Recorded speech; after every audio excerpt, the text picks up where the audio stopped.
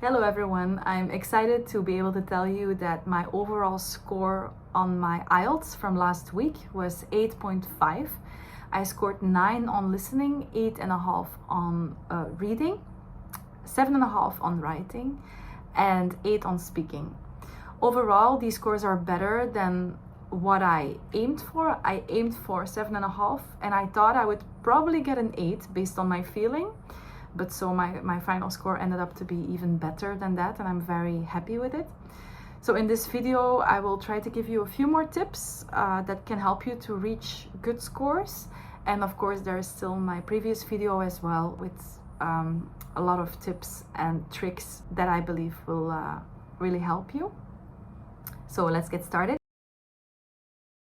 So for listening, it's important to always look at the questions ahead of time. And if you're done with a certain section earlier, then it's okay to click to the next page already. Even if the audio tells you you now have 5 seconds to review your answers, you just use all your time wisely. You already move on to the next section. Also, practice listening well. As I said in my previous video, get used to mock tests that are slightly harder, because then you will feel a lot more relaxed during the actual exam, and make sure you don't have any blanks. I think you just have to focus really well. Mark the keywords in the listening section, the word that you think you will have to listen for. Think of synonyms in your head. How could they be formulating it? If it's an exercise where you have to fill in the gaps, then think logically about the content. What could they possibly be looking for? And then it's way easier to hear that in the text as well. And don't panic. Don't think, oh my God, they have been saying so much in this audio, it probably will have passed by now. That's not necessarily true. At the same time, if you've read your questions in advance, you know what will still come up later on. So in case you miss something, then you will realize relatively soon that you've missed it. So I think don't panic, stay calm. Even if you miss something, it's not the end of the world. Secondly, for reading, you start with the questions, you do exactly the same thing as in listening. You mark the keywords that you have to look for. For the reading section, that's actually a long list of questions. Well, I did that first. I read through everything. Of course, I didn't take too much time, but I kind of knew what to look for. I knew that there would be a question involving names of people. Then you go to the text, you skim it. I do that rather detailed, but not too detailed. So I don't just look at like bits and pieces. I do read relatively well because I'm a fast reader. So that's my personal situation. I know my habits. I know I'll probably have enough time.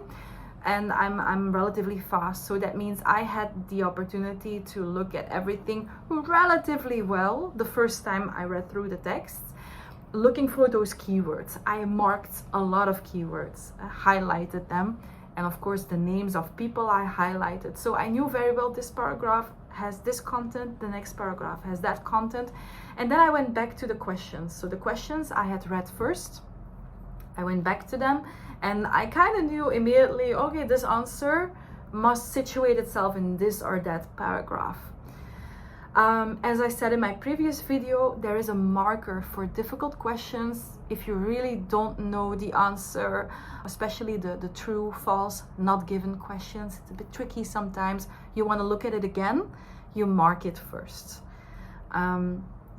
Because I'm a relatively fast reader, I did allow myself some time to look at a paragraph maybe once again, or sometimes even 3 times, because I knew that I would still have plenty of time to finish the whole exercise. So again, time management, know how strong you are at reading, know how fast or how slow you are, and based on that, allow yourself time to look at a few questions more in detail. If you're a slow reader, then I would say just mark that question and move on to the other questions first and go back to them later. If you have a blank in reading, I think some people may end up with not enough time. Of course, it's not good if that happens. If you really don't have the time to go back to that marked question, if it's just 1 or 2 questions that you're really unsure about, then just guess and move on. For reading, more than any aspect of the test, it's about time management. So practice that in advance. The first time I did reading during my mock test, I scored 6 or 6.5. At that point, I had no idea what IELTS would be like. I kind of underestimated what it would be. And then that was my wake-up call. And afterwards, I actually started practicing both listening and reading. And with practice, I saw my scores going up as well. So just take time to practice and you will see you will progress.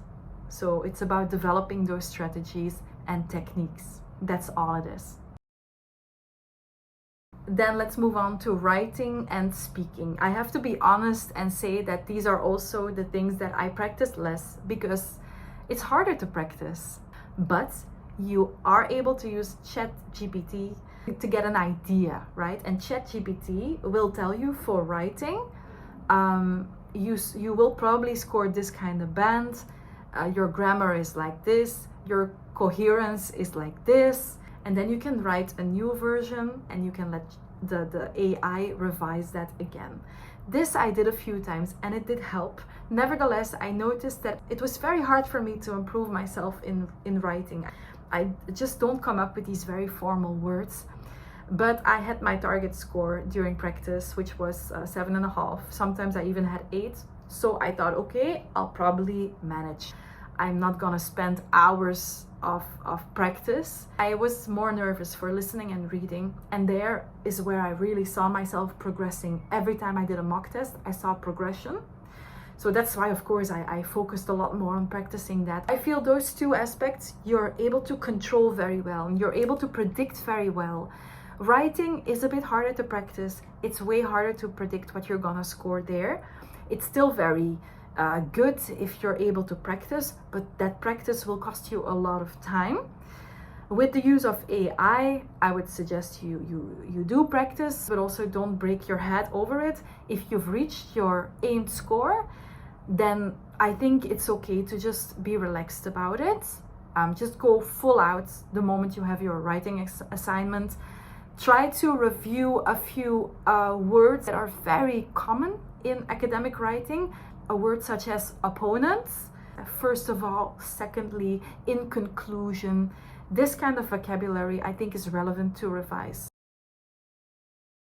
Finally, for speaking, I do think I was a little bit lucky that I had a female speaker who looked rather kind.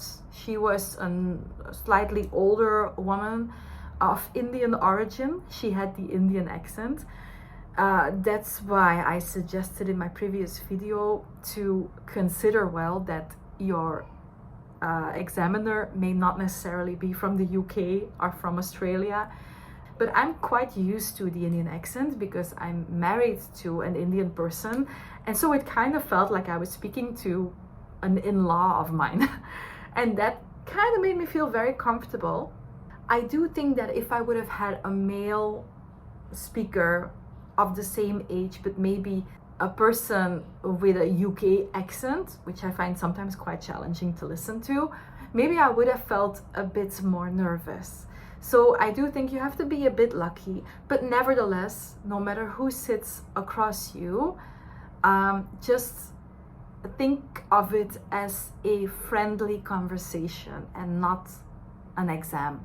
I looked at a few topics before, and in the end, one of these topics actually helped me. So I was in the possibility of bringing up that topic, and the fact that I had practiced it helped me. Because I was asked about a discussion I recently had with my friends, and what I said was not something that really happened. It doesn't have to be true, but I mentioned that I had a discussion about whether we should all donate to charity or not, because that topic was already in my head.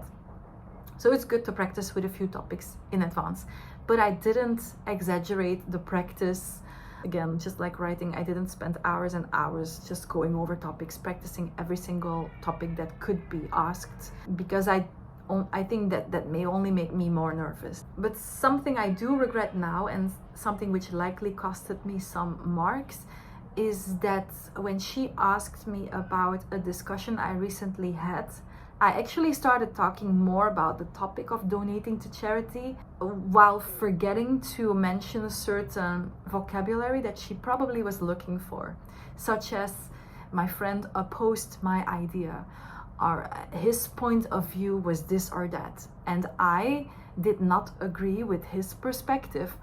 This kind of discussion specific vocabulary I kind of forgot to use. So that's probably also a lesson. Consider the topic specific vocabulary well. And I think these are all the tips I can give you. Should any of you have more specific questions for me, then you can always leave me a comment and I will respond to it. Thank you.